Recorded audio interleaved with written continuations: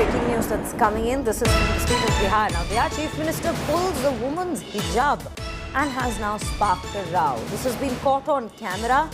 Chief Minister Nitish Kumar asks the woman to remove the hijab, then pulls it.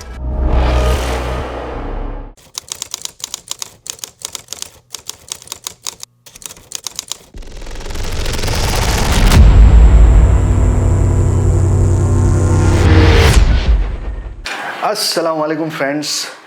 చున్నీయే కదా లాగాడు, అందులో తప్పేంటి? ఇంకేదైనా లాగే ఉంటే బ్రో చీరే కదా పట్టుకున్నాడు, ఇంకేదైనా పట్టుకుని ఉంటే చెయ్యే కదా టచ్ చేశాడు, ఇంకేమైనా టచ్ చేసి ఉంటే నకాబే కదా లాగాడు, ఇంకెక్కడైనా టచ్ చేసి ఉంటే अरे वो भी तो आदमी है ना, पीछे नहीं पड़ जाना चाहिए. छू दिया नकाब तो इतना हो गया, कहीं और छूते तब क्या हो जाता. ఇలా ఎవడైనా మన ఇంటి ఆడపడుచు గురించి చెప్పాడనుకోండి, అప్పుడు మన రియాక్షన్ ఎలా ఉంటుంది, ఎలా ఉండాలి? అవును నిజమేగా, ఇంకేమైనా చేసి ఉంటే అని నవ్వి ఊరుకుంటామా? ఊరుకోవాలా? లీస్ట్ పరిస్థితుల్లో అలా ఎలా పిచ్చివాగుడు వాగుతాడు అని ప్రశ్నించమా? ప్రశ్నించకూడదా? లీస్ట్ ఆఫ్ ద లీస్ట్ పోలీసులు, కోర్టులు వాడికి బుద్ధి చెప్పాలి, కఠినంగా శిక్షించాలి అని అధికారుల నుంచి ఆశించమా? ఆశించకూడదా? సినిమాల్లో ఇలా ఎవడైనా చేస్తే హీరో రియాక్షన్ మరియు డైలాగ్స్ విని కన్విన్స్ అవుతాం, హ్యాపీ ఫీల్ అవుతాం, విజిల్స్ వేస్తాం, చప్పట్లు కొడతాం. నిజ జీవితంలో ఇలా జరిగినప్పుడు ఆ హీరో ఎవరుండాలి? పోలీసులు కాదా? కోర్టులు కాదా? ఎవరైనా కేసు పెడితేనే యాక్షన్ తీసుకుంటాము అన్న భావన ఉత్తమమైనదా, లేదా అన్ని ఆధారాలు పబ్లిక్ డొమైన్లో ఉన్నప్పుడు సువమోటో కేసు పెట్టి యాక్షన్ తీసుకోవడం ఉత్తమమైనదా? ఆలోచించండి.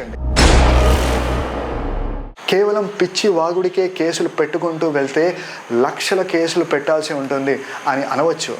అలా అని మీరు ఇంటి ఆడుపడుచు గురించి ఇలాంటి స్టేట్మెంట్స్ ఇస్తే విను ఊరుకోవటమే సొల్యూషనా? అది సొల్యూషన్ కాదు. డెఫినెట్లీ పోలీసులు, కోర్టులు యాక్షన్ తీసుకోవాలి. అప్పుడే అలాంటి వర్బల్ క్రైమ్స్ కంట్రోల్ అవుతాయి. మనము ఇదంతా ఒకడు స్త్రీ పట్ల వాగితే రియాక్షన్ ఎలా ఉండాలి అని అనుకున్నాము.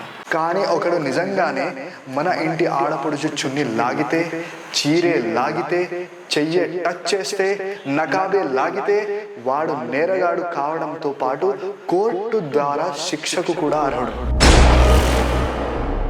బీహార్లో ముస్లిం మహిళతో ఇలాంటి ఒక ఇన్సిడెంట్ జరిగింది. ఈ నేరం చేసిన వాడు ఎవడో రోడ్డుపై వెళ్ళే ఆవారగాడు కాదు.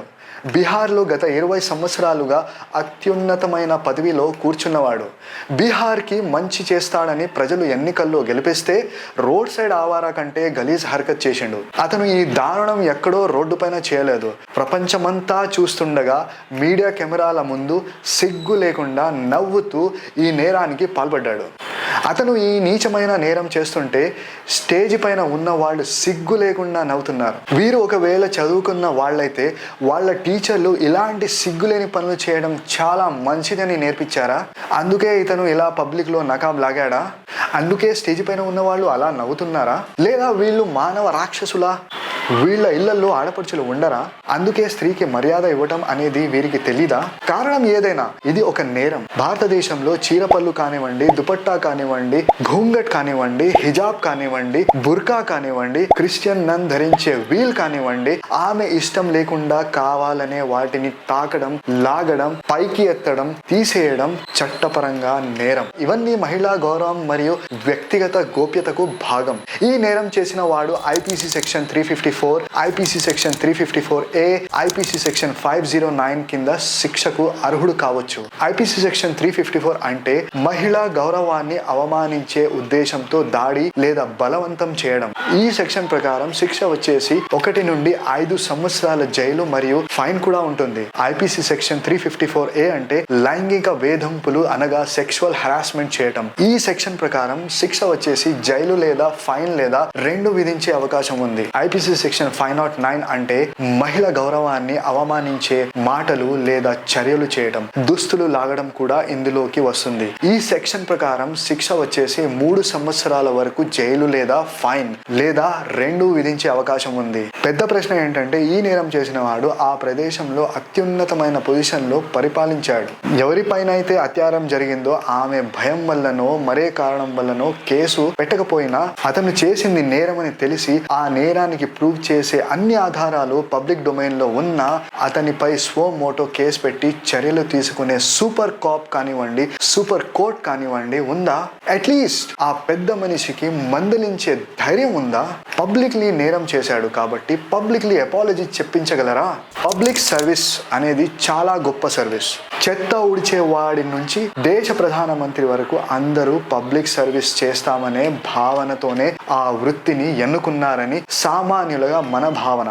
అందులో ఎంత నిజం ఉందో ఆ దేవునికి తెలుసు. కానీ ఈ ఉద్యోగాలు మాత్రం కేవలం సేవ చేయు ఉద్యోగాలే. ఎవరైనా డబ్బు లేదా మరేవైనా ఫెసిలిటీస్ మంచిగా ఉంటాయి అనే భావనతో ఈ ఉద్యోగాలను ఎన్నుకోవటం చేస్తే వారు ఆ ఉద్యోగానికి లేదా ఆ సర్వీస్కి ద్రోహం చేసిన వారవుతారు. అంతేకాకుండా వారు 100% ప్రజాసేవ నేపథ్యంలో ఎలాంటి గొప్ప పనులు చేయరు. ఈ విషయం మీకు ఎందుకు చెప్తున్నానంటే పబ్లిక్ సర్వీస్ చేసే అవకాశం దొరికిందంటే అది చాలా గొప్ప అవకాశం. మనలాంటి సామాన్యులకి పబ్లిక్ సర్వీస్ అనేది ఏ వీకెండ్ లోనో సెలవుల్లోనో లేదా రోజుకి గంటనో 2 గంటలో కేటాయిస్తే చేయగలం. అది కూడా ప్రజలకి సేవ చేద్దాం అనే సద్భావన ఉన్నవారే ఎలాంటి జీతం లేకుండా సేవలను అందిస్తారు. టైం లేని వారు డొనేషన్స్ ద్వారా సహాయం చేస్తారు. పబ్లిక్ సర్వీస్ లో ఇంట్రెస్ట్ లేని సామాన్యులు కూడా ఉంటారు. వారికి ఒక క్లారిటీ ఉంది, పబ్లిక్ సర్వీస్ చేయట్లేదని వారు దుర్మార్గులు కాదు, వాళ్ళు కూడా మంచి వాళ్లే. ట్యాక్స్లు కడతారు, దాన ధర్మాలు చేస్తారు, వారికి వీలైనంత చేసుకుంటూ తమ జీవితాన్ని సామాన్యంగా గడుపుకుంటారు. అయితే పబ్లిక్ సర్వీస్ చేయడం ఒక ఫుల్ టైం ఉద్యోగమే అయితే అతను లేదా ఆమె సామాన్యుల లాగా కాకుండా మెరుగైన సేవలను సామాన్యులకి అందిస్తారని లీస్ట్ ఆఫ్ ద లీస్ట్ సామాన్య ప్రజలకి ఎక్స్పెక్టేషన్ ఉంటుంది. ఆ ఎక్స్పెక్టేషన్ మీట్ అవుతాను లేదా ఆ ఎక్స్పెక్టేషన్ కి మించి ప్రజాసేవ చేస్తాను అనే భావన ఉన్నవారే ఈ ఉద్యోగాలు చేయాలి. శాలరీ బాగుంటుంది, శాలరీతో పాటు ఎక్స్ట్రా ఇన్కమ్ బాగుంటుంది, పెన్షన్ బాగుంటుంది, బేసికల్ గా డబ్బులు బాగా సంపాదించవచ్చు అనే భావన ఉన్నవారు కానివ్వండి, పలుకుబడి బాగుంటుంది, తద్వారా మనం ఎలాంటి ప్రభుత్వ పనులైనా త్వరగా మనకు లేదా మన బంధుమిత్రులకు అనుకూలంగా చేయొచ్చు అనే భావన ఉన్నవారు కానివ్వండి, ఈ జాబ్స్ కి అర్హులు కాదు. ఈ జాబ్స్ చేయకూడదు. అందులో ఒక మనిషి ముఖ్యమంత్రి అనబడే ఒక గొప్ప పదవిలో ఉండి ఒక అమ్మాయి నకాబ్ లాగే అంత నీచమైన క్రైమ్ ఆన్ కెమెరా కోట్లాది మంది చూస్తుండగా అస్సలే చేయకూడదు. ఇలాంటి ఉన్నత పదవిలో ఉన్న వారు చేసే పనులు సామాన్యులకి, ముఖ్యంగా యువతకు మార్గదర్శకంగా ఉండాలి కానీ మార్గభక్షకంగా ఉండకూడదు. ముఖ్యమంత్రి క్రైమ్ చేస్తే యువత కూడా అదే నేర్చుకుంటారు. ఇక్కడే సూపర్ హీరోలుగా పోలీసులు, కోర్టులు నేరం చేసిన వాడు ఎంత పెద్ద హోదాలో ఉన్నా న్యాయం స్థాపించబడుతుంది అని ప్రూవ్ చేస్తే పబ్లిక్ సర్వీస్ లో ఉన్న వారెవరైనా తప్పులు చేసే ముందు 100 సార్లు ఆలోచిస్తారు. పబ్లిక్ సర్వీస్ ఉద్యోగులే కాదు, క్రిమినల్స్ కూడా ఎలాంటి తప్పు చేయాలంటే కూడా 1,00,000 సార్లు ఆలోచిస్తారు. సూపర్ హీరోస్ అని సామాన్యులుగా మనం పోలీసులకి, కోర్టులకి బిరుదు ఇవ్వకపోయినా న్యాయం స్థాపించడం వారి డ్యూటీ. అందుకే కదా వారు ఆ ప్రొఫెషన్ ను ఎన్నుకున్నారు.